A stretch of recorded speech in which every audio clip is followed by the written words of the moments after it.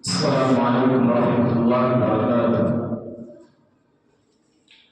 الحمد لله رب العالمين، والصلاة والسلام على سيدنا محمد وعلى آله وأصحابه أجمعين.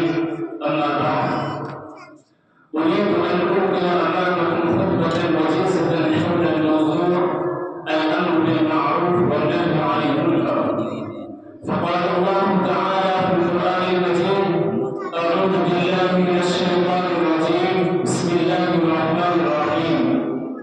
فلولا نفر من كل فرقة منهم طائفة ليتفقهوا في الدين ولينذروا قومهم إذا رجعوا إليهم لعلهم يهتدون. صدق الله العظيم.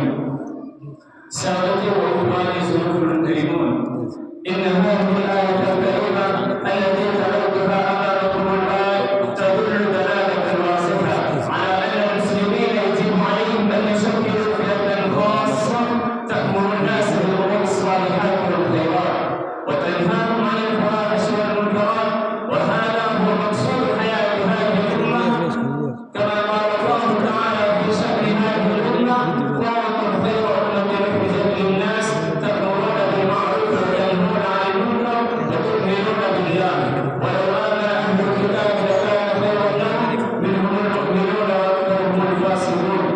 وقد ذكر الله تبارك وتعالى الآمرين بالمعروف والناهين عن المنكر في موعظ القوم والكلام، فقال: التائبون العابدون الحامدون السائحون الراكعون الساجدون الآمرون بالمعروف والناهون عن المنكر والحافظون لحدود الله وبشر المؤمنين.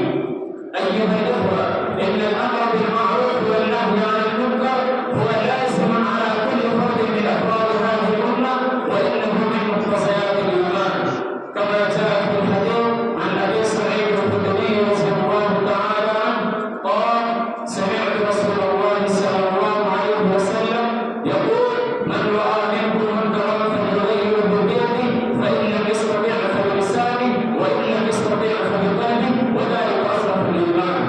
وقد جاء وعيد شديد وتهديد مخيف في ترك هذه المسؤولية الهامة، فعن حذيفة بن اليمان عن النبي صلى الله عليه وسلم قال: والذي نفسي بيده لتأمرن بالمعروف ولتنهون عن المنكر أو ليوشكن الله أن يبعث عليكم عقابا منه ثم تدعونه فلا يستجاب لكم.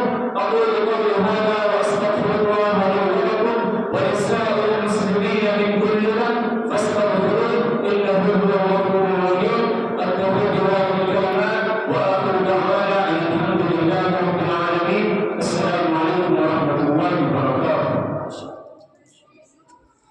ما شاء الله، بارك الله فيك. الآن أدعو الله